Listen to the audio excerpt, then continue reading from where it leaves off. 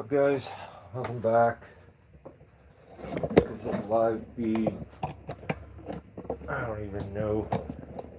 It's a bunch of them. So,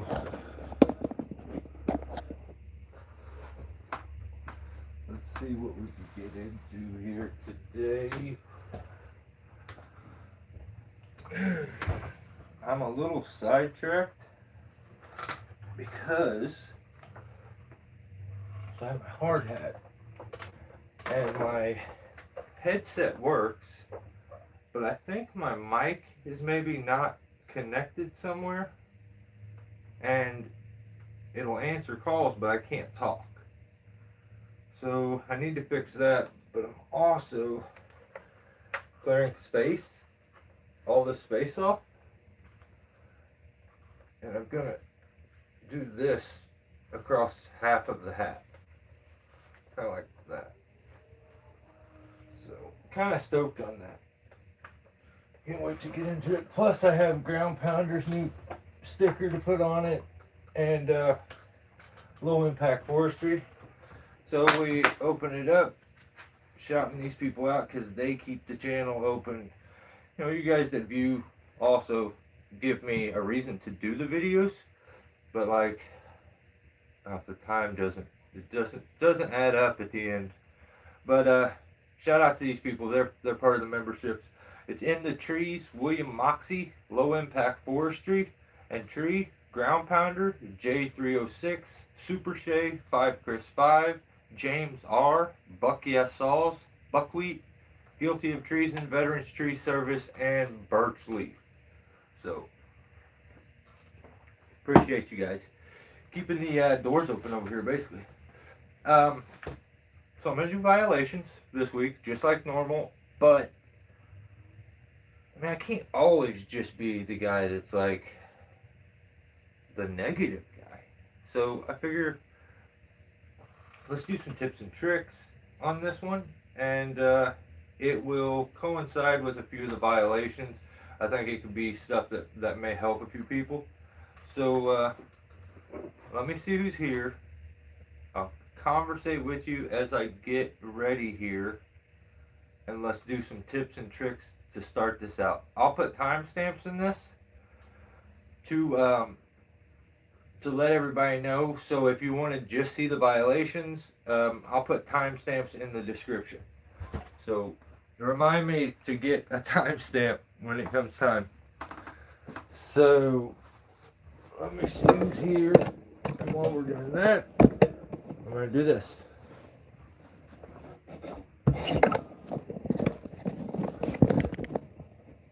Okay.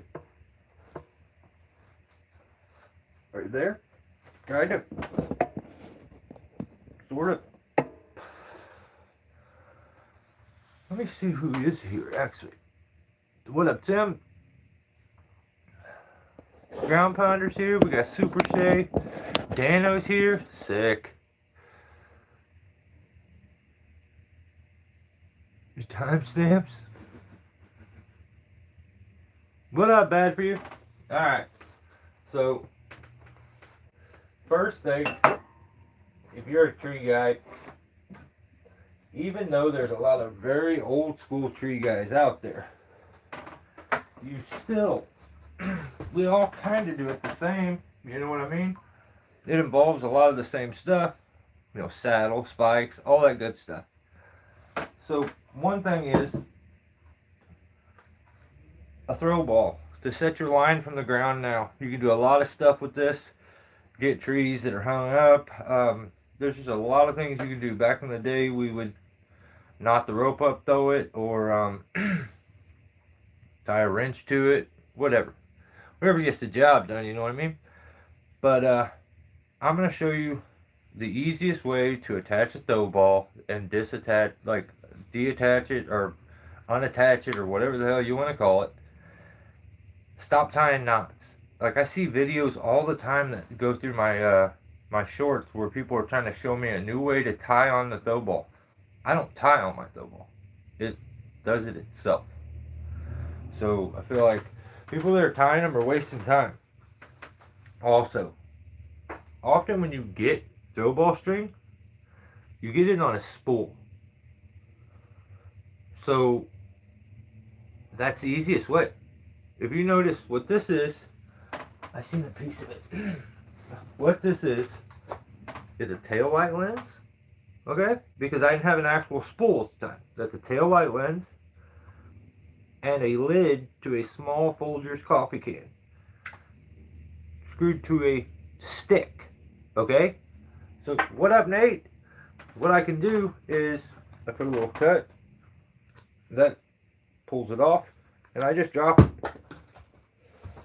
And I start pulling as much string as I want out. It's on a spool, it rolls. It's super easy. So you get all your string out. Here's where I stopped. I don't tie my throw ball on no more. You have a throw ball, got the ring at the end. So I literally just take the rope at the end. Let's pretend like this is a new end. And I will just tie a double overhand knot.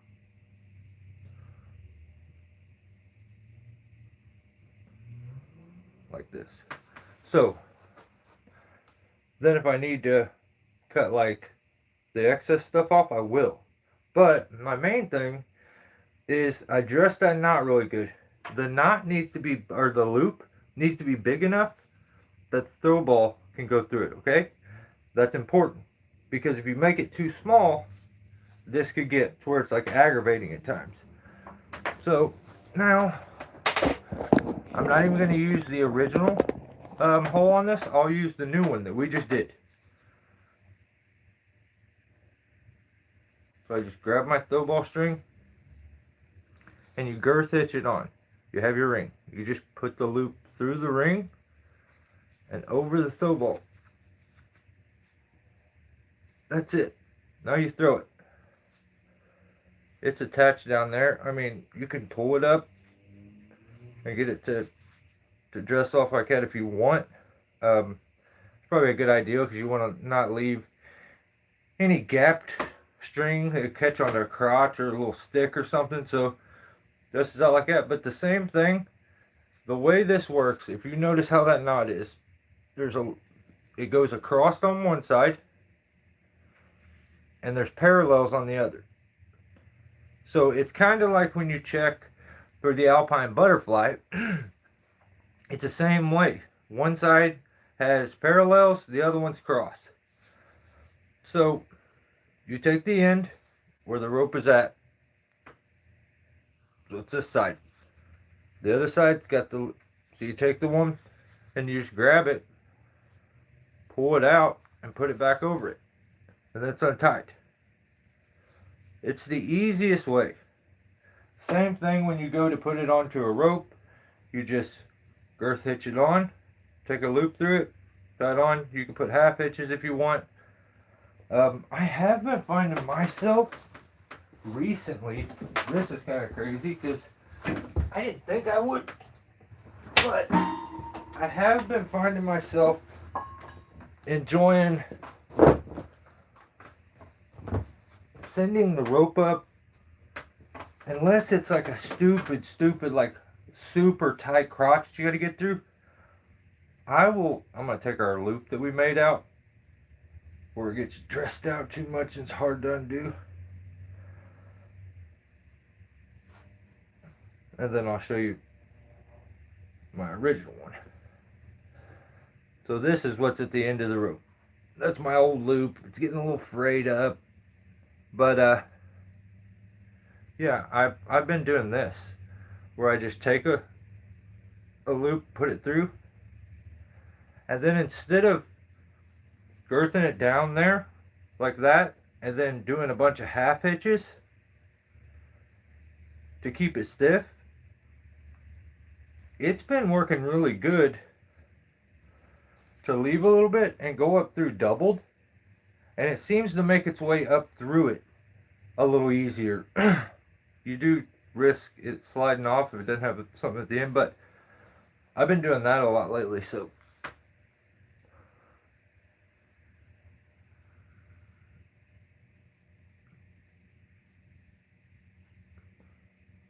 I don't know where this rabbit came from.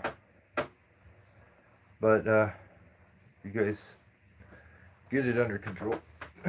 Alright, so I don't want to see any more not videos on how to tie on a damn throw ball, because especially when they say the easiest way. It's not the easiest way. I just showed you the easiest way. You don't tie knots. You do all this jazz. And you hook it through the little cut you got there, and then you store it away. The loop even sets in the little ditch there. So, that's my throw ball trick. No charge. Now, let's do the climbing stuff. You're gonna give me a second here, because I gotta put on my saddle and stuff so that this works right. So what do you need? What do you take every time? I get asked that. I've been asked multiple times. And there's a few things that I do always. It never fails. So I'm going to show you those. These are my must on every single climb. And there's a reason behind most of the little weird things that I do. So I'll show you. This is the Weaver Cougar with a pair of $15 suspenders from Lowe's.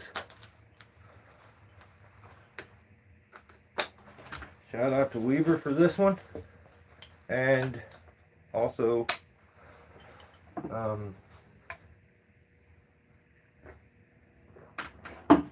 damn, I'm having a brain fart. Oh, Gap Harbor Supply. Haven't heard from them in so long. So, yeah, that's my setup. I'm not gonna do that. It gets in the way of my badge. What up, Brandy?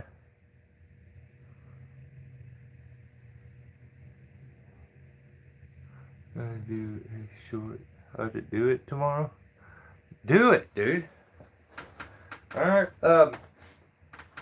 so here's the things that I just always have to have. If it's not a really big climb, I may only take 2 or 3. But on every climb, I take speedline straps. I just clip them back. They're out of the way. So, a must-have every time also is my handsaw. Have to have it. A lot of times I don't ever use it, but I just have to have it. And I want to make this as relatable, so I think what I see most people doing is climbing on the rope runner. So you can mimic it with any SRT device if you want. But I'm going to show you. That's not right. Carabiners.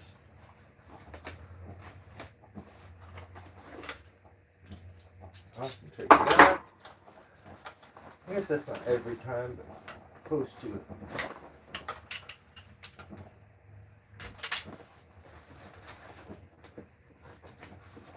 What in the hell? Where's all my stuff?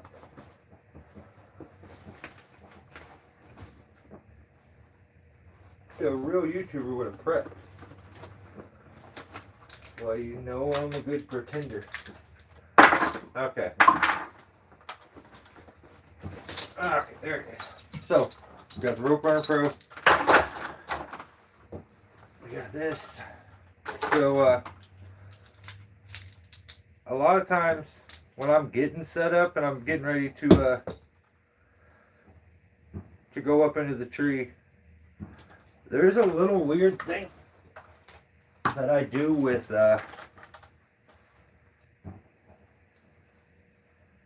my carabiners. And I think most people would probably, I've been asked why do I have that, but it's always people in person that actually see it. So that's not what I wanted to do. So I'm just going to anchor this on here, and then we'll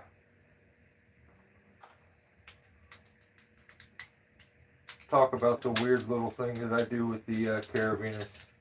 I'll show you it, and then I'll show you these tricks that I was talking about.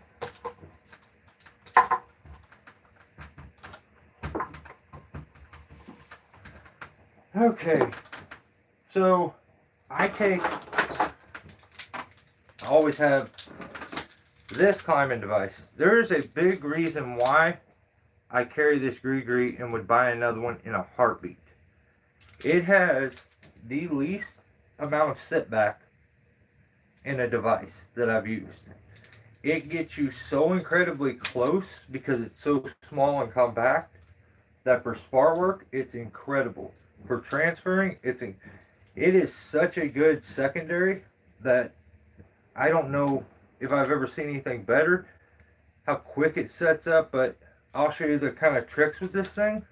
But this thing is an absolute must if I end up doing any kind of spar work. But I take it every time. I throw it back here, out of the way. Then I take 3 carabiners. Now, do I always end up using them? Not necessarily. But a lot of times I find myself being like, I wish I had a carabiner so I could do a redirect or something. But these are here for a reason. If you've ever been climbing,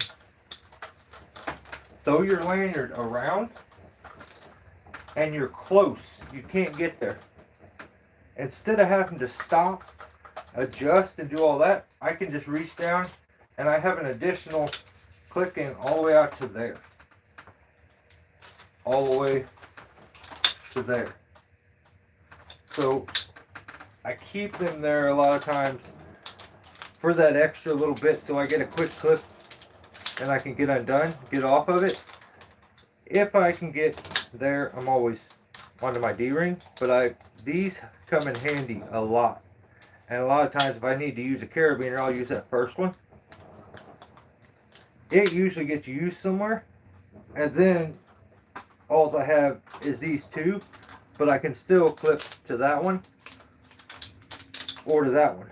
Because if you've ever been in a position where you're going around and you don't want to like have to set back into it or drop into it, you can get it just right into that one. It's kind of nice. Or you reach over and you get to that one, but leave them there for that reason. Alright, so if you're using your rope runner, work positioning does not get the respect anymore because everybody thinks I don't need to work on my work positioning, maybe because the chainsaws are so light it makes the one-handing easy now. But I just don't see guys really caring about work positioning, which is kind of wild to think. But I can understand how it's gotten there. The saws are so easy to one hand, and there's a comfort thing when you're nervous that's a tell for me with tree guys. If they're nervous or uncomfortable, they will always hold their rope up above their hand or their device. That you'll find them there every cut they're doing this because they're kind of afraid to just set into that saddle. I don't know why. You either are not trusting the device or your saddle. But like this takes so much more muscle and strain than a little bump up and then set back into it and cut. I don't understand that kind of stuff. But when I am doing spar work, stuff like this.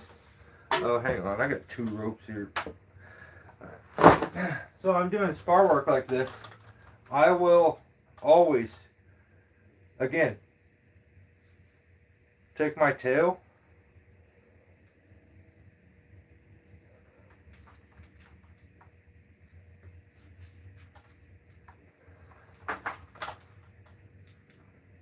Now, I would drop way down here with it.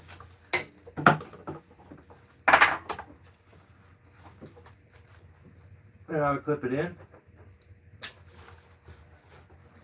Then I bring it up here and grab that gree-gree.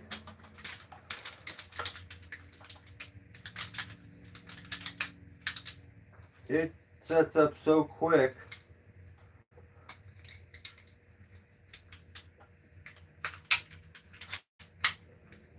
Underneath this device. Now it's set up. Now I can drop down off this one and get close to it to mix it in, have my lanyard, and wiggle this one off, take it off completely.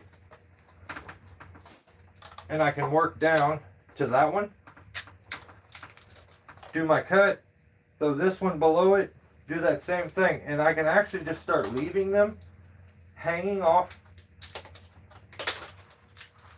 when I'm not using them. I can leave them off. But the nice part is I'm not being forced to have to set up a retrievable setup because it takes a little bit of time. So I'm just using the tail as a secondary tie-in, especially if you're piecing something out or blocking it down. But it works really, really good to have a second device that you can always be tied in. Even when you're disconnecting and reconnecting, you always end up being tied in like that. So here's what I want to show you with the gree-gree. We've seen, let's say at best, if I was to clip that in there, at best, I could get to about right there with it all the way up, and then when I set back into it, so about right here. Now look how much closer I can get with the gree-gree that I can't with that because of how compact it is and how it doesn't have all that setback. So instead there, I can pull this all the way in and get to there. So like I am right up on this thing. It has like a couple, maybe an inch of setback where it engages the cam. But probably way less than that. I don't even think it's an inch. But look how close you can get. And I like using this when I'm doing those weird, gnarly, awkward spar cuts.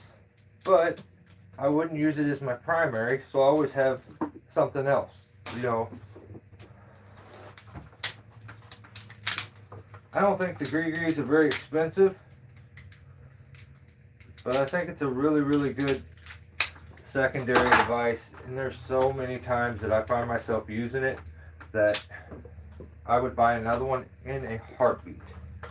So, alright, well, I'm not going to make this live feed last forever. That was some tips and tricks that I had. Now, if you got any questions, I'll answer those. But we're going to get into some violations that way. Yeah, Tim, that was one thing I was going to talk to you about, is how incredibly minimal the setback is. So if you find yourself doing spar work, how quick the setup is, it's really, really, really nice. Especially if a guy is, you know, if you're uncomfortable, it's usually when you make a silly, you know, decision. If you can keep comfort, like you keep your comfort throughout the climb, it's like there's no way it's not better than normal. And that's why I tell guys, like, I know you want to, you know, start rigging massive pieces and look really cool for the camera, make awesome videos, and I back it, do it. Like, that's awesome. But also, let's be honest and not try to put the cart before the horse.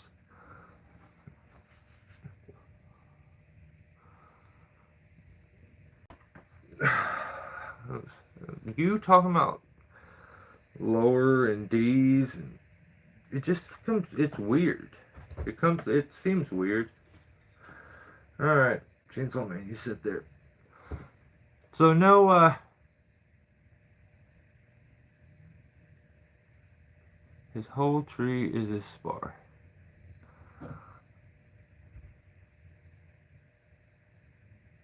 Maybe. What up, Zachary? Seen it on your protos? If so, what is your mic mounted? Oh, actually, I'll show you that. This was, dude, I think people, just because I'm not always here, like, you should donate. Man, I'm so broke. I'm a poor guy. Everything I have, I feel like, has been gifted to me. This was gifted to me, too, by a YouTuber that doesn't do YouTube anymore named Josh Man. And what it is, oh, I don't have the actual headset here. It's inside. So, it is called, like, it's mounted in the inside. All the wiring is hidden. I'm trying to think of the name of it, too, right now. And I'm having a blank. Damn, what is it called?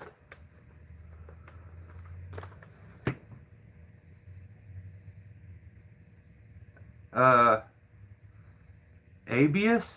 Or, I think it's an off-brand motorcycle helmet, Cenas.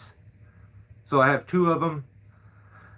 I had a new guy one time helping me, and he used the other one. And he's like, this thing was hanging down. He ripped the microphone out, which ripped the wires out of the... And I'm like, yeah, dude, that's a microphone. But my mic is wired. It's right there. So if you look, see how little that is? I had the one that was on the wire that went out and you talked into it. What up, Low Impact? Oh, the guy that photos with Cena.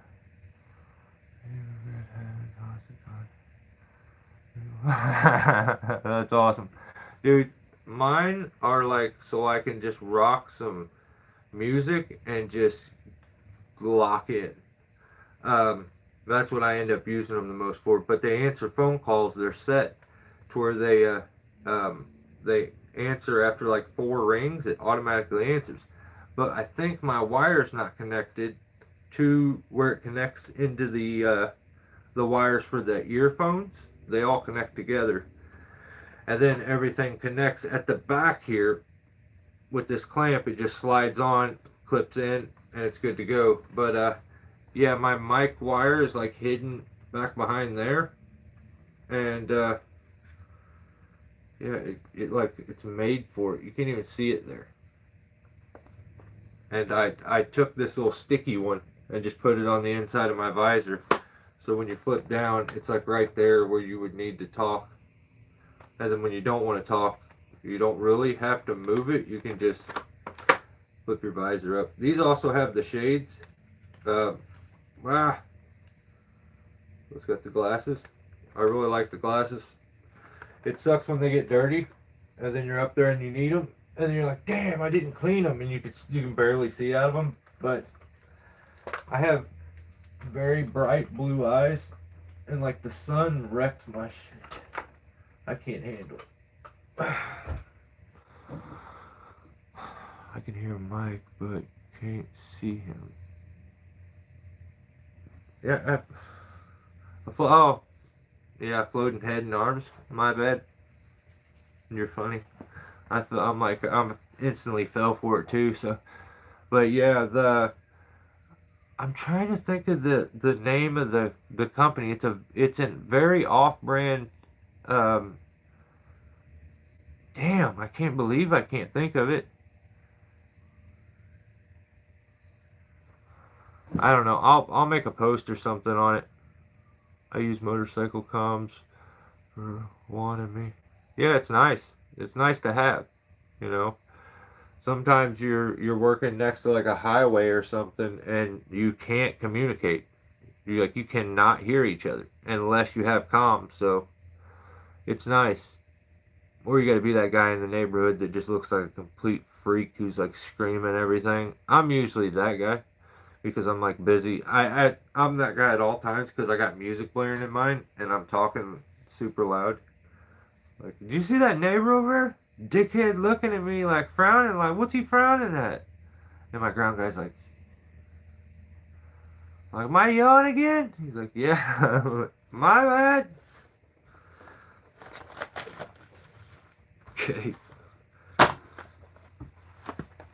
Ready? Are we ready? Let's do some violations. Lucky for me, I did a midweek violation because shit was out of control. But we have some new mysteries and stuff this week that we need to get to. And yeah, it's gonna be, what time is it? 31:15. Let's say, yeah, 31 minutes.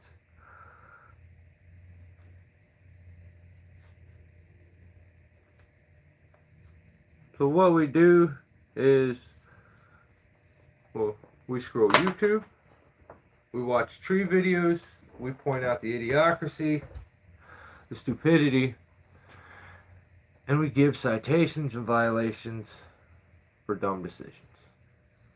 So, I scrolled YouTube, and all of a sudden, there's tons. I had to do a midweek one because it literally got out of control. So, I need, okay, this,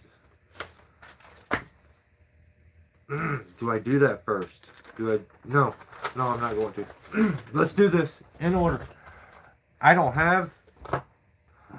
think at the end of this, you guys can choose who the winner of the week was. I don't even have one for this week because I didn't have time. Nobody really stuck out, but some of this stuff is like an ongoing investigation that we're going to have to get deeper into because it doesn't even make any sense.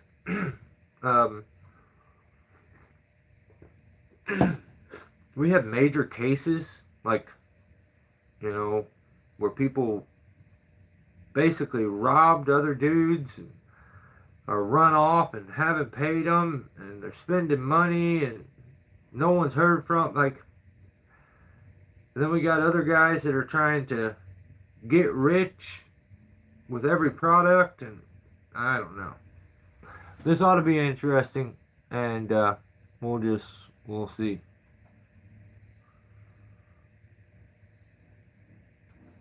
Let's not. Okay. Let's do that.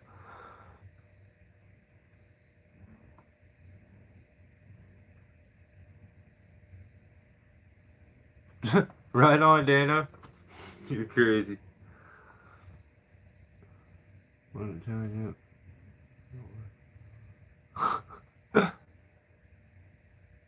Alright, so channel number 1, let's start out with guilty of treason. What do we got? So Guilty put out a video this week. Last week we had the video where Randy went down and his knee ended up getting hurt. I was bummed on that. That kind of sucks. So I ended up, Jacob messaged me on one of the posts. Well, he left a comment. He didn't message me, but he left a comment on one of the posts. Said Randy's feeling better and hopefully it's not as bad. And so hopefully we get Randy back pretty quick. But he put out a video. It's called Cedar Tree Logging. You won't believe the payout. Now, this is where you would maybe get a violation if you weren't like a member, because it's not really a sentence. It's almost like it's like 2 half sentences, but I don't know if that actually equals a sentence. There's 2 things, and it just feels like there's more. So I don't know how I feel about that title. It technically works. So Randy's out for a few days. It's just Jacob and Isaac, and I always forget that Aaron's there just because he's running the cameras. You don't really see him as much, but I guess it's going to be them 3. Pretty good size cedar tree, kind of out in the pasture, and video starts. Now, for men, Starbucks is the equivalent to TikTok. Like, Starbucks is the TikTok of coffee. Get like a dark roast from like Dunkin's or something. This, I almost want to violate this. I don't like this. I feel like you paid way too damn much for that coffee, and I'm embarrassed that you did. When you could have just went to the gas station and got some Colombian that's maybe burnt, but it'll wake you up, and you wouldn't have to like drop a 20 on it. I just don't like it. I don't like it. Dude, I'm telling you, the rainbow, they put those at the end of like a Starbucks at the end of every one of those. That makes sense. No Starbucks. I've never been to one. It's just things that men don't do, and I just think a lot of guys didn't get the memo, and they just accidentally are doing this. They just didn't know, so that's why I'm here. So I don't like the Starbucks cup. Cover it up. I don't want to see that. Next is shout out to Isaac for his dedication and absolute like heartfelt friendship that he showed and displayed last week. Homie, Randy fell, okay, and was like, hold my meat. Isaac didn't hit. I may not have done it because of the way, like, it was on camera, but he was like, hold my meat. He fell, he's got a steak in his hand and he's been gnawing on and stuff, and because of Isaac, he's like, that's our dude. Instantly he's like, Randy's like, hold my meat, and he's like, held it. Didn't even think about it. That's a good dude. That is a good dude, and I back that. I just don't know if I'm a good enough dude that I would have been like, I got you, I'll hold your meat. I don't know. I would like to think I would hold. I'm not even saying it. Maybe, but I don't think so. Next, that was weird. Nothing's illegal so far though. That Benji kid in the video, there's a kid there. This kid is dressed like Huck Finn, and he's got the hat, and he sounds like him, and he's just stoked on Jacob, like he's a star because of YouTube, and it is so awesome. That Benji kid is sick. He was awesome. You could tell he likes trees and stuff. So I dig the kid. He may have been the coolest part of the whole video. So Jacob gets to climbing, and I like him. But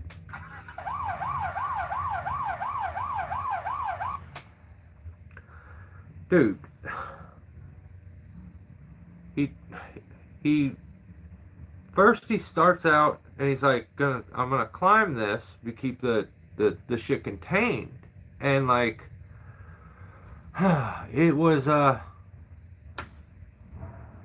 just don't like when I see he explains why he's doing something wrong. So he starts to climb up the tree, and he is straight up buckstrap Diddy Ray, like nothing but a buckstrap.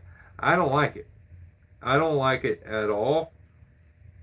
You got a climbing system on you, like, use it, or just don't show me this part. I don't want to see the part where you're climbing without. It's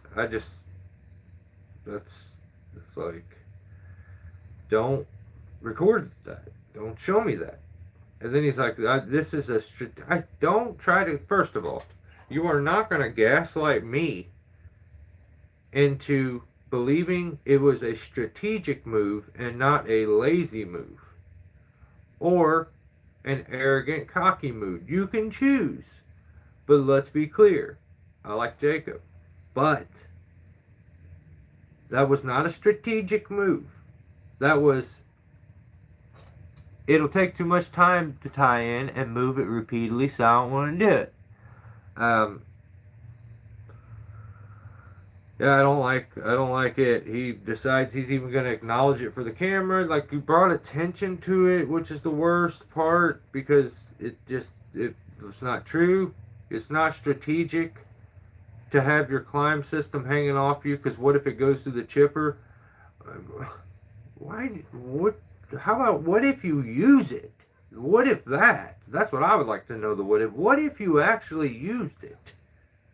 How would that go?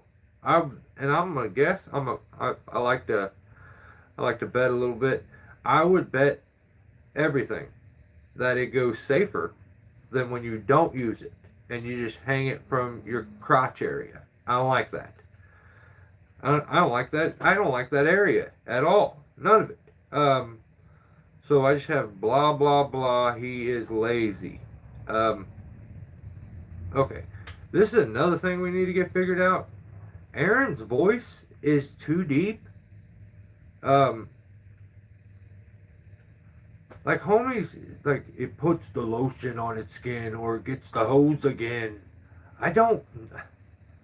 It's a little. It's like kind of scary. I don't like it. He should not put so much bass in his voice. There's too much. Someone gave him too much. But yeah, he says something in the camera, and I just got startled instantly. Also, I noticed, I just have like a little note here. Jacob must have baby hands because he's like carving the branches to get them smaller so he can put his baby hands around them. You got baby hands? I mean, it's not your fault if you got baby hands, but I feel like you may have baby hands. And I don't know. I don't know how I feel about that. So, another thing that I need to know, because there's a lot of money on the line, I think, between Jacob and Randy. Now, the rules to the contest are very specific, is that you can eat nothing but, it's a carnivore diet, nothing but meat, and like, so when Randy ate shit last week, does he technically lose? Because I feel like there's a chance he could, by like with a technicality there. So, yeah, I just had that question. I start thinking about it, and I'm like, that's crazy. We're gonna have to check that out. Okay. Also, he did eat shit, but in the process of eating shit, he was eating meat and steak. So maybe, you know what? The more I think of it, they cancel each other out. No, he don't lose. He's gonna win. I'm on Randy's team now because he's all hurt and stuff. Now I feel bad for him. So Jacob finally decides to tie in correctly. We're like halfway down with this tree, and then he's like, "Oh yeah, it's probably a good idea to tie in." And I'm like, "Yeah, yeah, probably." I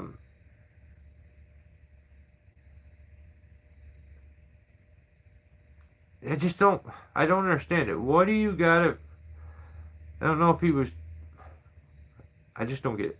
I just don't get it. You end up looking like the old dinosaur, the cringe lord, Buckstrap Diddy Ray Smith.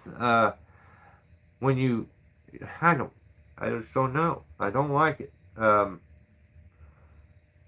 Just don't do that again.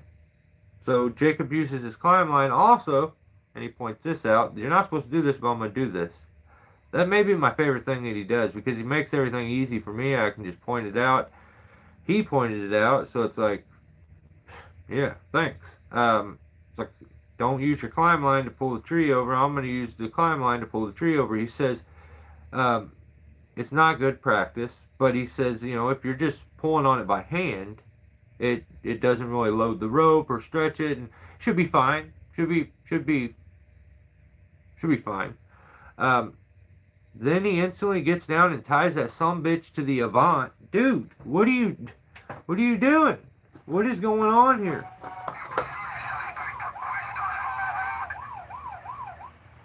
You just, out of nowhere, I thought we were pulling this over by hand. I just didn't.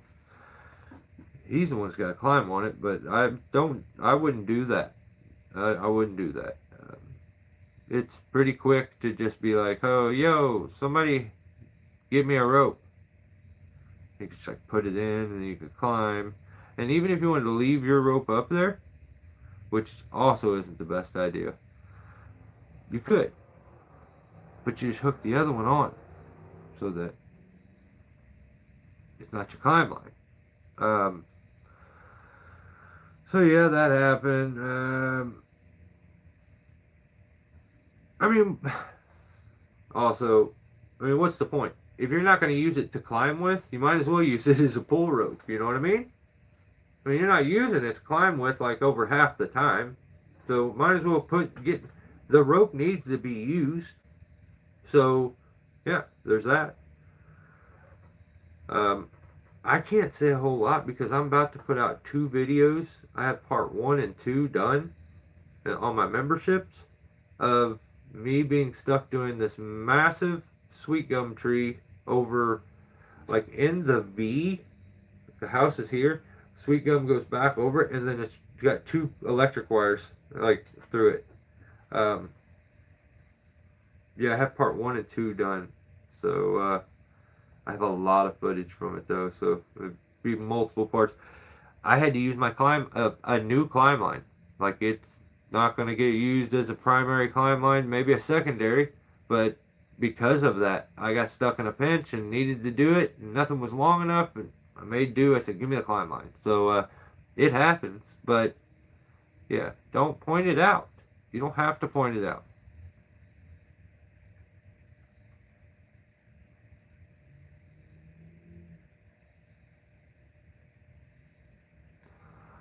Maulers, I don't even know what that is. Probably something for femboys or something.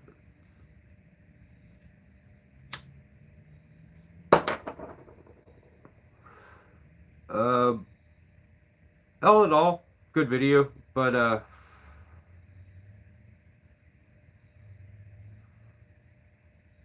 I had like this is just my curiosity. After watching his video, the one thing, like the biggest thing on my mind is why he wastes all that really, really, really good lumber and wood. I mean, why do you not make all the monies from that wood? That wood is worth so much money, okay? I don't even think you understand. You probably don't know like what monies is. The wood, okay? From the tree, it's got all the monies. You're gonna get the monies from the wood. I mean, you should. The one thing I wish more than anything is that you would stop wasting all the monies chipping all that high quality wood and lumber, Jacob. It's not right, and I just don't agree with it. You should take it down for the firewood. I don't know.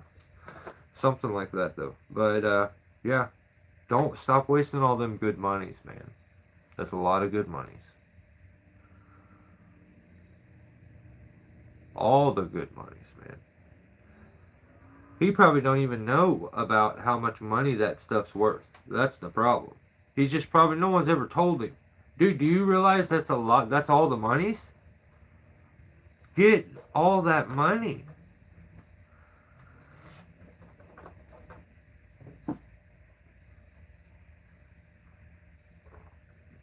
He's a busy guy. I mean, he probably wasn't informed when the world upped their price on trash lumber and wood and residential trash, basically. So he'll catch up, though.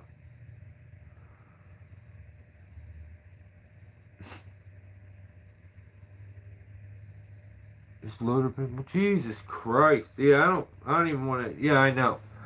Yeah, he said that. That gave me anxiety. Your payment gave me anxiety. Okay, that shouldn't. I don't think that's the way things are supposed to work. But all right, well, stop wasting all the monies, chipping all that really, really, really good fine lumber. All right, just stop it. Now we get into a mystery. that is probably going to take a little bit to get solved. I also want to do my best to not just be mean, because I started to take offense to certain things where, so, I feel like when you first it's being ignored, and then it's being offended, and then it's like you're trying to rewrite history as if you never knew the person. But yeah, let's get into it. Buck and Billy Ray Smith is this is life changing right here. He's got a new boot, okay? A new boot from White's. They're doing a boot with Buck and Billy Ray, apparently. So, here, before I get into this, I want everybody to be on the same page as me. So, he's done this multiple times. This is not the first time. He's had companies go out of their way, do every and anything that he's asked, and he's very lucky to have people that work with him like this. The problem I have with him is that the only person that he cares to give any positive comments or anything to is the company that he works with right now. Yeah, he's 100%. He's just new boot goofing. That's what he was doing. Damn, I wish I would have thought about that. I hate when people think of funnier shit than me. And then I gotta sit there and be like, this guy should be doing the live feed. You should be watching him. So, Bucket's got this new boot. Look, he's new boot goofing. I just made that up. Isn't that crazy? That just right to the top of my head. He's new boot goofing.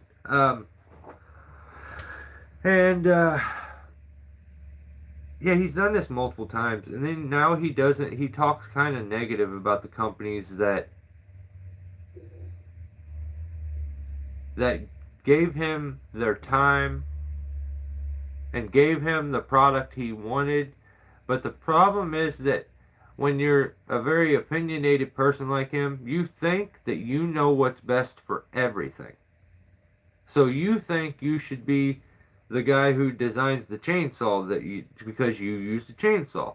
You think you should be the guy that designs, the toilet seat because you sit on it in the morning. That kind of stuff. You know what I mean? And maybe you're not the guy that should be designing boots and being so, but this is what he's going to portray to us in this, is that he's tried to do this with 2 other companies, but this company is the greatest company ever, and this is the best product ever. Now, I know that if I looked hard enough, there's footage of him saying this about those other companies too.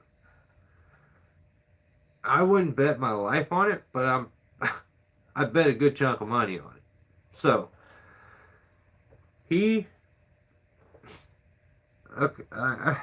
I watched the live feed. This is the thing. I don't even know if I should say this, but I was watching his live feed. He brought this up as a little bit of a teaser that he's doing something with a boot company, and he said if this company does what he says, this is what he said in the video. If they do what they're supposed to do, what he tells them to do, they're going to be rich. And I'm like, that's a wild statement to make. If they do what you tell them to do, they're going to be rich. The company is White's Boots. I'm pretty sure they got a good footing. They've been around for a very, very long time, like Wesco. When you look up traditional, long-lasting boots for tree climbing, you're going to see Wesco. You're going to see when you're talking about the older stuff for logger boots and stuff. And that's kind of what I was thinking, Low Impact. I thought they were doing pretty good financially too, but listen to this. How much money are you getting out of people that watch you? How much money are you making that you can make a statement like, this boot company, if they make the boot the way I tell them to make it, they're going to be rich. So that's just a portion If they get rich, he gets even richer. So how rich is he when he's always trying to tell you he's a poor guy? That's the stuff that doesn't read to me. It seems very insincere. You can pretend to be a poor guy. I don't think that's the case, man. And I almost take a little bit of offense as a legitimate poor guy. Okay? But let's get into it. He's got these new boots. These are going to be the greatest boots ever. And you want to know why they're going to be the greatest boots ever? Because they're nail down. Okay? You guys...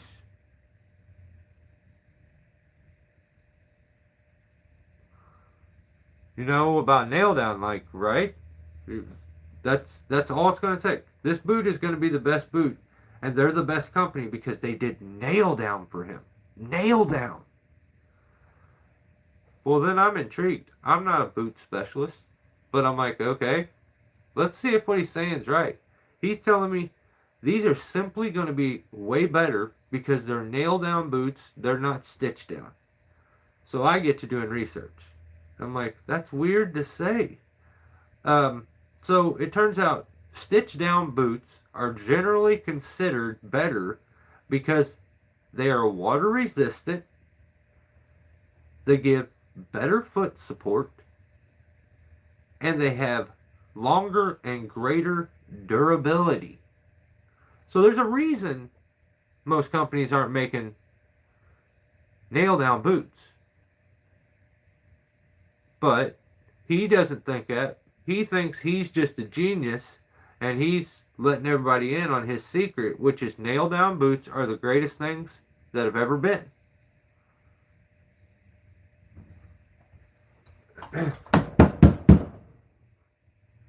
What the hell that was? I heard it jump up on that boat back there, though.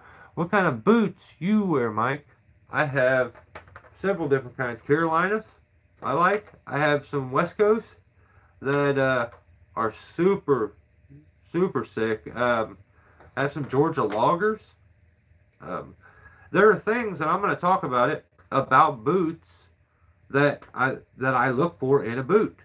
But this guy's telling me he has the greatest boot ever, and he's not talking to just a bunch of, experienced tree guys. He's talking to a lot of mom and pop people that are hobbyists, that are going to go buy this boot solely because he told them it's the best, and they like him that much. So, I'm like, is he telling the truth, though? Is he just blowing smoke up somebody's ass? Because I'm sure people went and bought boots from the first company when you worked with them because you told them to. I'm positive that people went to Luke's Boots or whatever, and I think they're a bigger company, when he told them they were the best. I'm sure a lot of people went and bought boots, and they're going to do it again here. There's a reason, guys, that there's not a lot of nail-down boots. And, we'll get into it here. Nail down is also frowned upon in wildlife. I can't even wear my boots no more since...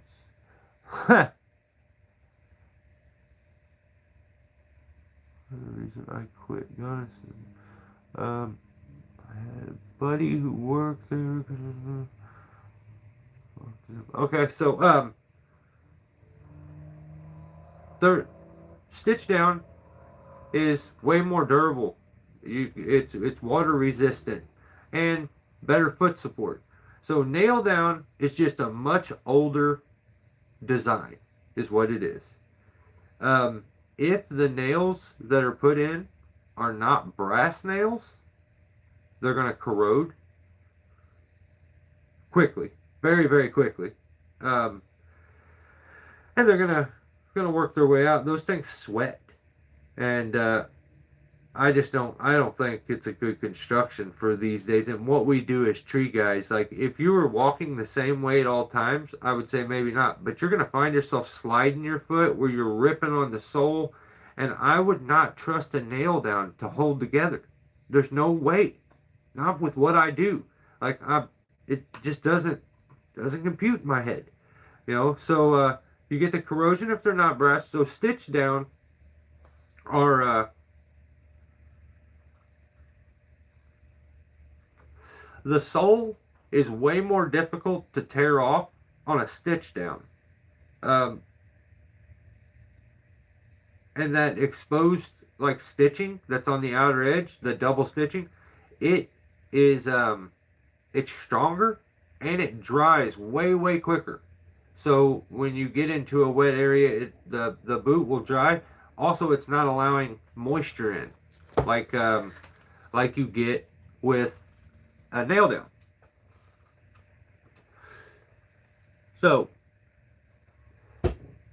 fucking legit says stitch down is much easier to construct, and that is absolutely wrong. He just thinks because they don't do it, one's harder. He's got it completely backwards.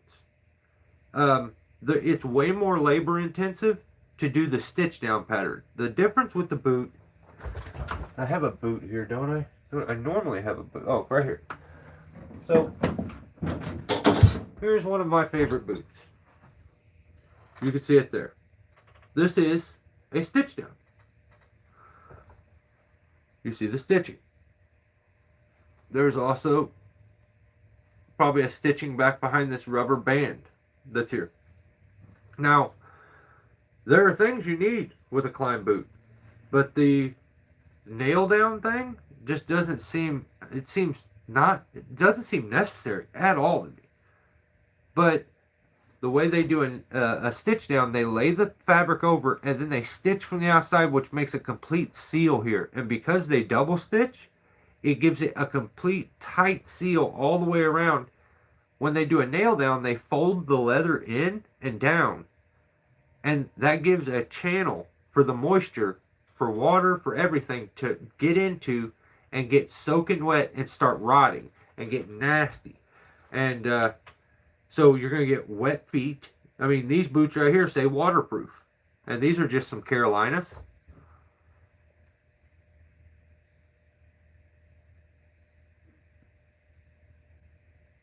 Now, bad for you, that's an important thing. So let's keep going into this. The thing, stitch down it's largely handmade.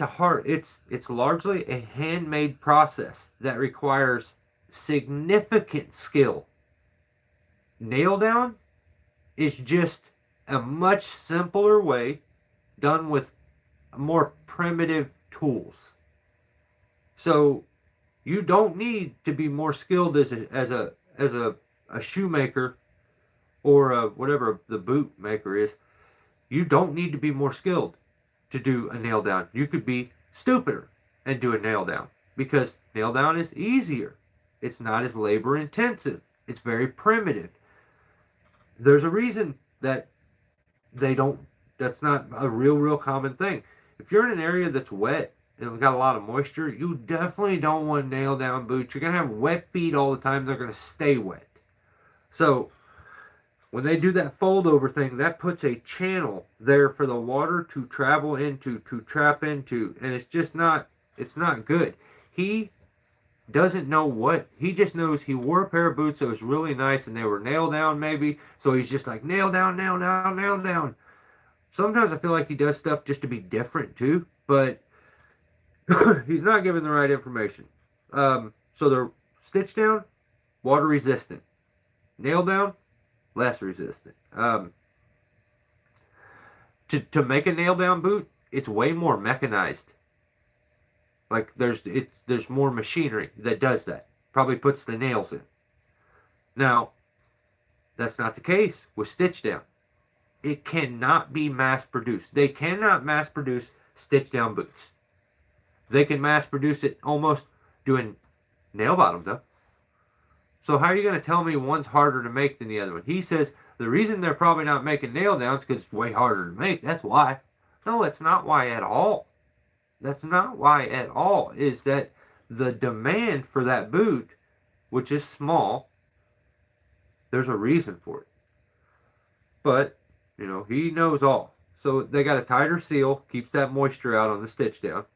susceptible to the water penetration because that nail down creates that channel I was talking about in the water.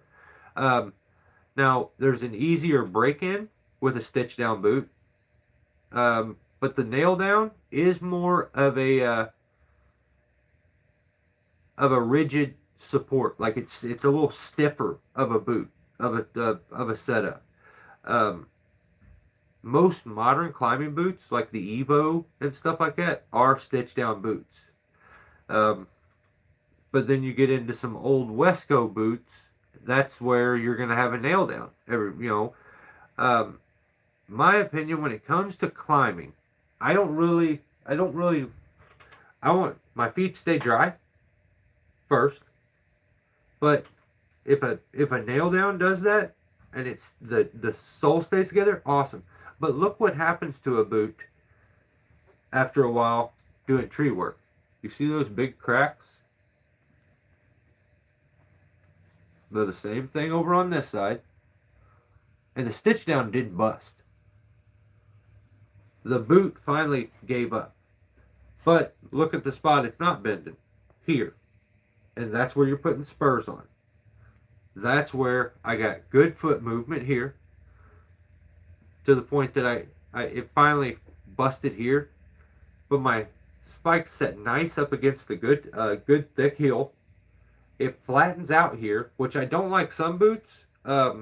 This gets pretty flat right here if I put the camera angle right, so that your spike set up in there correctly. Some of them go at too sharp of an angle here, back down, and it kind of makes the spike sit cockeyed at times and wants to push it forward like away from your shin.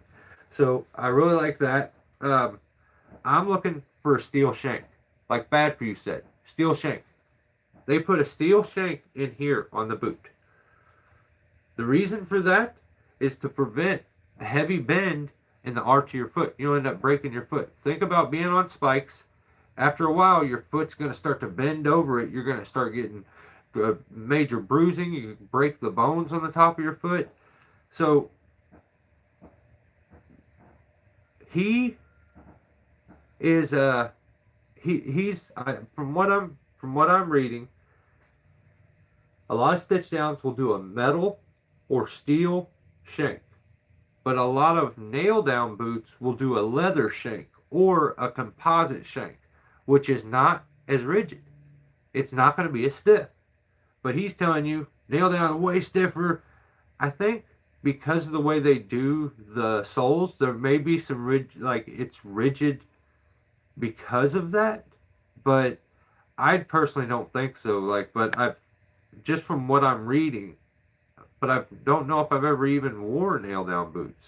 I just think it's a pointless thing that he's bringing up and saying is like a world changing like discussion, and I don't know about that. So all in all, I know that a stitch down pattern is going to last longer, and that nail downs often fail much sooner. So here he's showing these boots, he puts them on, and he says, guys, I'm going to tell you something. This is the stuff I don't like that he does. I'm going to tell you something. My foot measures as a triple E. And I'm like, okay, who cares? Okay, and I'm like, why is he saying this? There's a reason. So, my foot measures to a triple E. But let me tell you what I did, guys. Let me tell you what I did. With this boot, I ordered a double E. But he can't, he's like, you know what? So, and then he goes off onto something else. There is a reason, but if he told you it, he would have to admit a lot of other stuff. He's over here talking shit on this boot made by Lucas Boots or Luke Boots, whatever, because he says it's too wide. Well, you probably told them you got yourself a big old triple E boot or foot, right? Since you know how big your foot is, it's a triple E. You told them, I got a big old triple E foot. So they gave you a big old triple E foot boot, and you ended up looking like a clown. But that's not their fault. You didn't tell them. I think I almost remember this when this was all going down, and you told them you were looking for a boot with comfort. Well, putting a composite toe or a steel toe in the damn thing is not going to add comfort. So they're not focused about putting a steel toe in your boot. You said you're looking for comfort when you asked him. So these are all the things he's pointing out about this boot that he says he hates and where they messed up. Like, dude, did you tell them that you wanted a steel toe? No. Then how the hell do they know you're supposed to? And he says you don't want a steel toe. But he's like, this is a hard toe. He doesn't even know what it is. It's like, come on, dude. My boots that I have a composite toe. It's like a plastic and it smashes down. I've had it smash down on my foot, press against my toes, and then I look down at it and all of a sudden it go pop and pop back up. And I'm like, whoa. I thought I had steel toes at one point until I looked into it and I'm like, oh, it's got a composite toe. That's wild.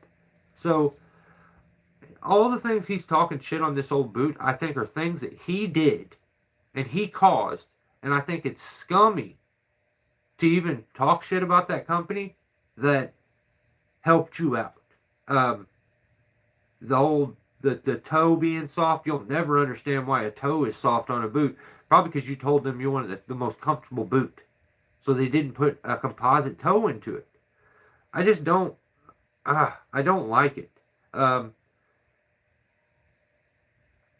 Now, because of the boot being made now from whites, my question to him is that company going to be rich now? Because people do what you say so much and give so much money that you just making a partner boot with them is going to make them rich. I can't wait to see it. I think it's going to be great. So the two other companies that helped him and gifted him several $100s worth of boots, they suck now apparently. I think that's pretty damn lame. I just don't. No need to talk down to those companies. They helped you out, and I think you probably were your worst enemy in a lot of things. You're so. I know the answer for everything that this is going to happen to you a lot in life. You refuse to take anyone else's advice. You know the best way to do everything, and God bless anybody that just believes this and goes along with it. I hope it makes your life good and better, and like. I don't mean any harm to anybody, but some of this doesn't come off as being kind and being good to me. So, um, I think it's funny that he says these are the most incredible boots he's ever had. Before he even put them on, I think he said this, and he says that nail down is much better, but he can't say why. And he just acts like he just brought back the nail down boot. And the funny part is, White's is already doing the nail down boot. Like, they've been doing it. West Coast doing it. You just jumped on the bandwagon. I don't even believe you when you say you've been wearing. I don't believe it. I actually don't believe it. I feel like it's kind of like the suspender thing. Like, you didn't know about suspenders, and then your community told you about suspenders, aka moi, and you started wearing suspenders and it's life-changing, you say. Also, I think someone told you should try out white boots. And then you said, oh yeah, it would be. And now you're pretending like you come up with the idea and it's life-changing. Lame. He also released another video where he showed the trucker's hitch for the fourth time. I'm trying to keep up with homie, but I can't. I'm not going to watch the same damn video 4 times. And he says, I put this video out because someone was asking me to discuss it further. He does not discuss it further. He just shows the exact same damn clip, does a voiceover on it, and everybody's like, it's the greatest video I've ever seen, man. This is the info I needed. You're the best. Wow. How did... I don't... Okay, awesome. But it's not called the Poor Man's Come Along. It is a trucker's hitch. So stop.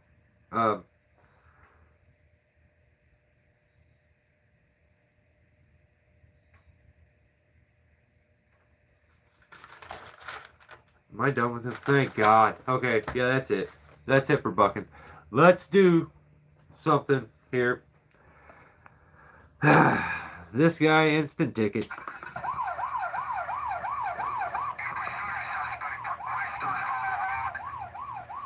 Now what we're doing is Lumber Joe. That's at lumberjoe-x2q is the username. Somebody asked that I start using some of the usernames so it makes it easier for people to find the channels. My bad, I didn't think about that. So Lumberjoe puts out a video and it says the title is "Kids Like Hard Work!" Exclamation point! Exclamation point! Exclamation point! Tiny tree takedown. Hashtag DIY. Hashtag chainsaw. Hashtag. This is the title. For God's sake, someone tell him to stop this. This is embarrassing.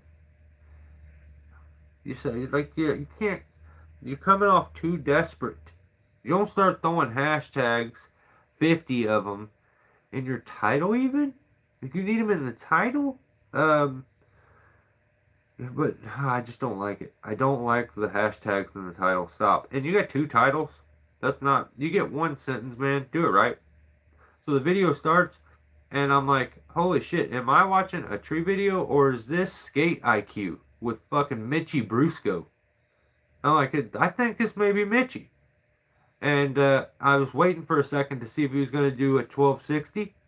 And he didn't do a 1260, so then I realized, holy shit, that's not Mitchie Brusco. This is not Skate IQ.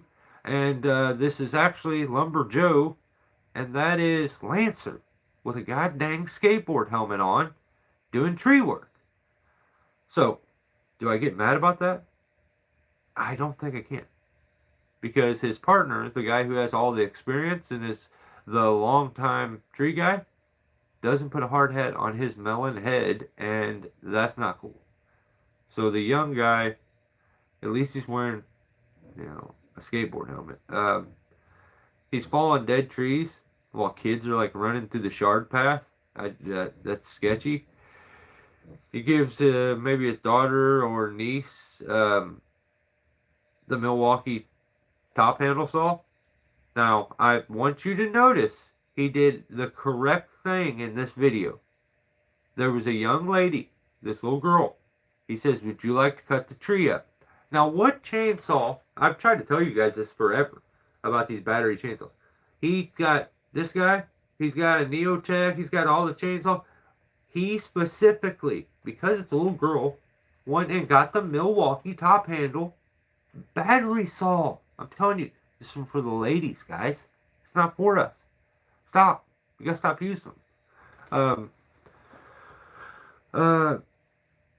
It's probably convenient when you can, you can carry extra batteries in your purse and stuff like that. But yeah, it's not cool. We gotta stop. No, it's not. I'm not doing it. I'm not doing it. The funny thing is, you like put a private eye on me. Every day, I'm just going out and getting in a bucket truck and using a fucking battery saw is the facts. So, he hands her the appropriate chainsaw for her to be using. Straight facts. 100%. That's Netflix. And it's the Milwaukee. And it won't cut. And he's like, oh, here, you're doing it wrong. He grabs the chainsaw, tries to use it. It doesn't cut. And he's like, oh, yeah. No, okay. This blade's dull. Ugh, that hurt. Ah, that hurt. Ah, he cringed me. Like, super hard. It's not called a blade. Okay? It's not a blade. Somebody let him know. Well, you're wearing a skateboard helmet, talking about how your chainsaw, the blade is dull. Well, listen here. Listen. Okay. Listen, young man. Are you listening? A chainsaw has a bar with a chain. This is the reason it's called a chainsaw. It's a saw that cuts using a chain. In your case, it would be called a blade saw. I don't even know if that's a thing. So, but it's not a thing. If there's a blade saw, tag me in it. I want to see it. It's just a bunch of knives that spin around. So just don't say that no more. I got a little embarrassed. My cheeks started to like get flushed. I'm like, oh, that's embarrassing as hell. I hope nobody sees. Oh my god, it's on the internet, so everybody's gonna see it. But yeah, don't say that no more. Yeah, you better sharpen get all your blades getting sharp, guys. Yeah, that's what I seen. Yeah, check his channel out though. I think they're funny, so I watch all their shit. Next channel, Rion Rounds, and if you are here on the regular, you know that I had an issue with Rion Wednesday. Like I lost my mind. The guy broke my heart. This was one of the few guys that didn't clickbait and do these stupid thumbnails that has nothing to do with it, and lie. And then he just did all of them on like Tuesday, and I'm like, what the hell? Why? So the @ for the channel is Rion Rounds 7404, and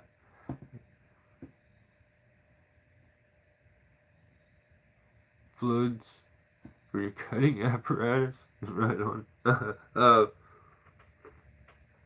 Rion's video this time is called Dangerous Tree Removal Drone Action. So it's dangerous tree removal dash drone action. I don't even, just because I like doing this, I mean, I'm going to do this, but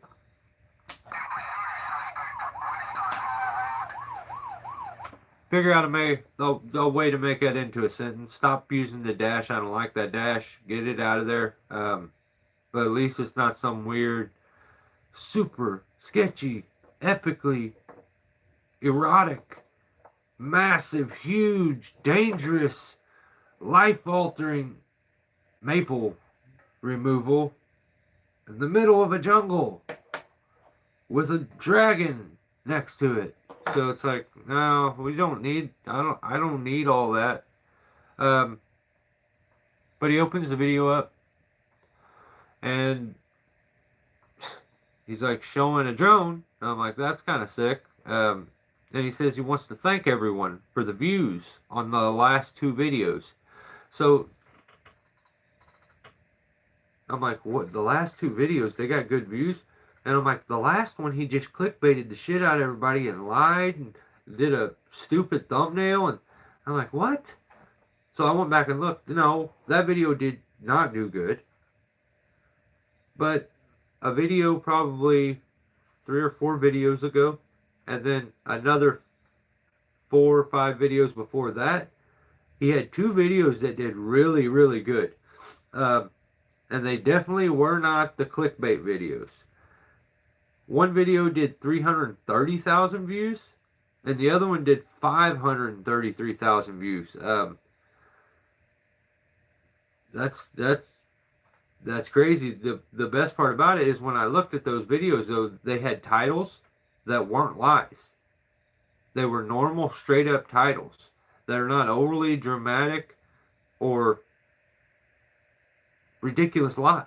And it just makes me wonder, did he get a taste of the, oh my god, I have viral videos, this is going really good, so you have to be a dishonest creator? Like, I don't understand that. It just came off weird because he doesn't do that, and then he did it last week. So hopefully that's not the case anymore, and he won't do that anymore. And that's awesome, he's getting all these views. But the videos where you got the awesome views had normal titles, and I stick to that. Sam, that works with him, he seems to disregard the cringy stuff. And the cringy YouTube stuff, I get a kick out of that. I think I like him. I relate to that dude a little more. But they did awesome work, like they always do. That's just kind of what they do. But bad taking off. Right on, brother. Have a good night. We're about to finish up, I think, here. Yeah, trees. This is the other mystery that I need to understand. What is going on over there on that YouTube channel? So I told you he put out a video where he said Owen from Yeah Trees has disappeared. He's running from people he owes money to. He's like possibly in trouble. Now he's off the grid. No one's contacted him, had any a communication with him. And out of nowhere, he puts out a video that shows Owen taking a plane flight, like a private plane, with like maybe his girlfriend or something. And I was like, that's kind of a weird video to put out because he hasn't talked to Owen. I'm sure like Owen may owe him money or something, and he doesn't sound like he's like buddies with him. So why put that video out? And then this week he puts out another video. It's called Sexier Skid Tracks. I'm like, what?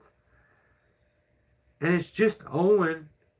It doesn't show any tree work. It just shows Owen buying new tracks and putting them on his skid steer. So is the purpose in this to show Owen spending money? I don't know. It's really weird. I would like to know what's going on with that channel and what they're doing, but like it seems a bit of a mystery to me. Next channel is Oasis Tree. I was a little rough on Oasis Tree last week, but the channel and how to get to his channel, the username is Your Outdoor Oasis. The video he put out was Drop Zone Dreams dash chop and drop multiple chop and drop maple removal with ease, exclamation point maybe or something. I don't know, but that's, I don't know, it's almost a sentence. Like I don't even want to take him for it. Feel bad about being so mean last week, but if I was to give him any advice, it's a pretty straightforward, just cutting video where he's just able to wide open drop zone, so he's able to just dice her up and free cut everything. When you find yourself holding your stuff all the time, you have to, like one hand, and you need to do something with this hand, you're off balance. Work on your work positioning. Being comfortable in every cut. It will save you. I just think that's something he should put some focus to, is his work positioning. You know, one-handing while holding the climb line with the other hand. There's going to be times maybe that is the most comfortable way to do it. But when you find yourself doing that at all times, you're having one hand you switch, and you got to keep a stabilization hand, you shouldn't really have to. You should be able to stay comfortable in it. You got a lanyard, you got a tie-in point. If you need another lanyard, do your thing. But yeah, just maybe a little work on that. Work on some tricks to make that a little better. And then working on lining your cuts up, making your notches without Dutchman, and lining those cuts up. If he's a weekend warrior, a guy that just does it on weekends, homie's pretty good. Let's just be real. I may have been a complete asshole last week, and who cares if it was deserved or warranted? Sometimes I'm just rude, and luckily, hopefully, he didn't let that offend him, and he's able to get something from it because he seems to have the potential and the ability. So go check his channel out. Subscribe. You know, he seems to be putting out regular content, and let's see how good he gets. Last channel, Veterans Tree Service. I had to walk away from this job. Now, I feel like this is like a Tuesday for him. If we're being honest, I think he probably has to walk away from a lot of jobs.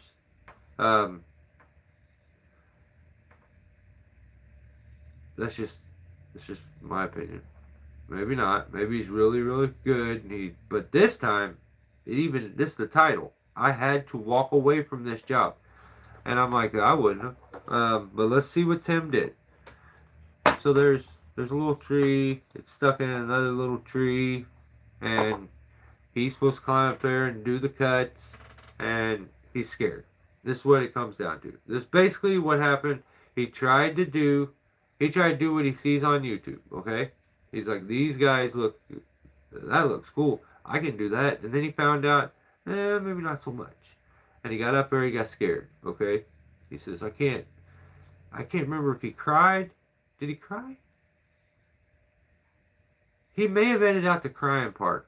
I think he did. I think he edited the tear part out where he didn't. But he went ahead, put out the video, and I'm like, there's no way he's gonna put out a video where he just walks away from the job. So I instantly know what's he gonna do. So he walks away from it that day because there's an RV in the way that he's worried about, and a light pole with a light on it that he's worried about, and I'm like, wonder if he comes back. And he does. He ends up working his way back to it. So here's what happened. I wanted to know how did it change? At one point you're not able to do it, and then before you know it, you are able to do it. I'm like, something happened there. So this is what happened. This is I interviewed him, interrogated pretty much, and he let the cat out of the bag. Okay. I was really scared. He was really nervous. Remember the tear thing where I was like, the tears, and he did the cries, and I'm like, it's gonna be okay though. So, what up, Oasis? Derek, right? So, where was I at? Damn. Oh yeah. So you remember he's scared. He did the tears. The tears happened, did the cries, and he's like, can't do this. He started feeling really low. Here's where things picked up. He picked up his phone. He got on his computer. He went to YouTube. He started watching all my videos. Okay, he was binging stillborn videos. He's like, dude, I'm learning so much. And he was sending me little like emails, texts, and stuff like, dude, I learned so much today. Like, my toolbox is gonna be so full. I'm like, yeah, it sure is, bro. You can do it. I was trying to give him some positive, get him back up. So he's watching all the videos. I think he watched every single video like 2 or 3 times. And I'm like, dude, you probably only needed to watch them once. That's a lot of watching. But he did all the watching. He learned all the tricks. Well, as many as he could absorb, and he went back. And when he came back this time, he had all the knowledge. You watched my videos. You learned all the stuff you needed to know. You had everything. But this guy breaks the rules instantly, man. Okay, there are rules here. And one of the main rules is you don't get to move the obstacles. I know you're hard-headed, so you have to watch it once or like at least twice. But when I heard some of you were watching 3 times, it just that's a little much. Maybe he needs to put it on shutter speed, like go 0.5 or something, so you can really, get it the first time. You don't have to do 2 times. Okay, so you don't get to move stuff. That's illegal. The obstacles, they're called obstacles for a reason. You don't get to move them. Like, excuse me, ma'am. Could you move this house? It's directly underneath this tree, and it makes my job hard. No, that's what Tim did. He says, move that so the house had some wheels on it. I don't care. Cost as much as a damn house. Basically, it's a house. He's like, can you move that house? And they moved it for him. How much of a prima donna do you have to be to get a whole house moved? You got to watch this video, I'm telling you. They moved the whole house for him, okay? So I'm like, that's lame. That's not even, anybody could, like, what are you doing here? And then the light, now there was only two things he's worried about that they made him too scared he couldn't do it. The light, and then the experience, but he got that from the videos. He moved the stuff and went back and he did the cuts, and he was still scared. You could see he was a little scared. But I just thought it was funny when he ran away. The first little rainbow boy got scared the first time he ran away, and he's like, "Hey, can you help me?" And I'm like, "I got you, dude. Don't worry about it." I told him he shouldn't put that out. Just don't tell anybody. But he's an honest guy. He's an honest guy, just like me, and I respect him for it. At one point in the video, he's talking about his rope angles, and he said that he can't do this one part because technically it would put him at a, what was his words? A negative climb rate. That's what he said. He wasn't even nice about it. That's exactly what he said. He says, "Move your house or it's getting smashed." That's crazy, isn't it? That's disrespectful too. Not good. Where's I at? Yeah, well, okay. What is a negative climb rate? That's what you get on. Damn it, I was on Yelp. Yeah, like, damn, it took me a while. It took a minute, but I got her out. Yeah, that was sick. Wish it would have been a little smoother. But I don't even know what a negative climb rate is. I think, okay, I have the ability to translate greenhorn rookie tree talk, okay? So this is what I think he meant to say. I haven't watched enough Steelborn videos yet, but I'll work on it. I'll start watching as soon as I get down.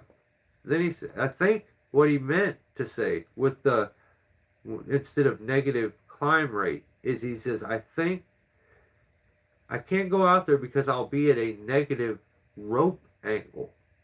Meaning, like, he's above his tie-in point. Just like when you negative rig something, it's negative because it's got to drop into the system from above, which is going to shock load everything. Same thing. He's above his tie-in point, making it a negative rope angle, not a negative climb rate. That's what he gets on Yelp. Second one was so much smoother. Second one was fire. Yeah, and a lot of people say things aren't funny. You say it more than once. It's not true. Definitely not true. Yeah, he does the tree.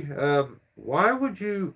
Okay, you're worried about being tied into something. He's tied into a tree behind him, but he's worried about having his lanyard around it. And he's using a steel core lanyard with no breakaway. Here's what I do. I go take me some string, Timmy, okay? Just to give you one more trick. I gave you tricks at the beginning of the video. I'm going to give you one more trick. You get your throw ball string. Make it a little loop, okay? You take that loop. After you make it, you double it. And then you girth hitch that to your D-ring. And you clip into it. It'll be plenty strong enough to hold you. But in a bad case, doubled up throw ball string is pretty strong. It would take a little bit before it's going to bust. But very, very simple, quick setup. Even if you don't have anything, you could set that up pretty easy. Dude, it's not about what you like. You do what you're told, okay? Remember that I helped you through this whole video. So that's sketchy using a steel core on something like that that's breakaway though. That I don't know if I could do it. Then a little snatch is like, put me in, coach. I got my saddle on my car. And Tim's like, get her done. So a little snatch is, he's He's about to get her done. He gets up there. You ever seen like a pretty good sized bear climb a little tree? It's kind of what he looks like. He's a big dude, um, which makes his name funnier. But he's making the cuts. He's doing the cuts with the chainsaw, and the bar gets pinched, and luckily he's a big dude, because I think if he would have let it go sooner, it wouldn't have got out of the cut. But he was able to get it out of the cut as it had strengthened his arm, or stretched his arm all the way straight, right before it like ripped out of his hands. He wiggled it enough, it came out of the cut, and then it hung from the lanyard. But he just bent the bar. And I'm like, why did that happen? Well, there's an order. Even when you're doing something like a snap cut, like that, you do things. So if something's about to go over like this, there's an order to that, so that you don't get pinched. You cut above, and then on the back side you cut below this one. Not above it, because you'll get caught in the cut right there. So little Snatch needs to know, if you don't want to get caught doing snap cuts, you gotta do it the right way. So if you're making the cut over here, alright, let's say we're taking this whole piece right here. I don't know why the tree had an ear, but we're gonna take this whole piece right here. We make the front cut, then we make the back cut, and make it below. The spot where he got his saw pinched is in here, because he didn't do the cut there. He did it above, which instead of trapping you into the log section, which would happen the other way, you get caught in the cut here on the moving piece. So it's not a bad thing when you go to line them cuts up. You got your front one. There it is. Okay. And if you do the bottom one a little lower, you can, when it goes off, you can see there's like a chunk of wood over the top of your blade. So your blade, kind of far away, so you probably wouldn't see it. Your blade ends up being stuck into this part. It's like in the cut. But then when you move that cut up, and it's on the moving piece, you get stuck in it, you lose the chainsaw, and have to pay the monies. Also, at some point, I don't even know where this is. Tim gets the saw, and he's like, that's no good, but he says, lucky, it's okay. He says, lucky that bar is only $40. And that, to me, seemed, was that a 25-inch bar, Tim? I think it was a 25-inch bar. He says, it's no big deal. This bar got bent. Yeah, I know, John. That's why I was like, dang. Luckily, he didn't break the spring for the anti-vibration. That's usually what ends up happening a lot of times. Before you bend the bar, you end up breaking that stuff. A 20-inch. Okay, so it's a 20-inch. That's, yeah, I'm probably not big enough for a 25. That makes sense. And your trees are littler. Okay, I should have thought about that. So you got this 20-inch bar, and for him, it's just $40. I think I'd pay more than that, and I don't like that I pay more. I don't think I like that. I started thinking he must get a pretty dandy discount, and I'm like, that checks out, because he's a dandy. So like as you walked in, you're like, he looks like a dandy, and they're like, yeah, give him the discount. And I think that's why you get them for $40. I don't know for sure, but that's what I think. Well, I have a whole lot left to say. You guys really make me mad sometimes. And what is that? I don't even know what that is. Is that little pinchy fingers? I can't see it. Yeah, I'm over this. This was not fun. I didn't like any of it. It's over. I can't do this no more. Should have never started. Yeah, that's pretty much it. Well, that was number 93 or 94. We're getting close to 100. Maybe I can think up something good to do on the 100th one. It's got to be something. But yeah, I'm getting off here. Appreciate you guys hanging out. Give me your time, your attention. Thanks. Maybe we'll do the same thing. I'm still sitting there waiting. None of the videos have got over 30 likes. And so I'm not putting anything out. Like, people complain I don't put any videos on regular YouTube. They're all on my memberships. Well, I gave you chances. The video gets 30 likes. That's embarrassing. They actually don't like it no more. I don't care. Don't like nothing. Don't subscribe. Don't like. Stop watching. Alright? Thanks for hanging out, though. Enjoy the rest of your weekend. Have a safe work week. And thanks for hanging out again. Go to my members and give me your monies. Okay? There's a lot of videos over there. I got 2 videos coming up. Like I said, part 1 and 2. And I will kick out. It'll probably be like a 4 or 5 part. I don't know. There's a lot. It was a fat tree. So I'll catch you guys next time. Appreciate you. Stay safe.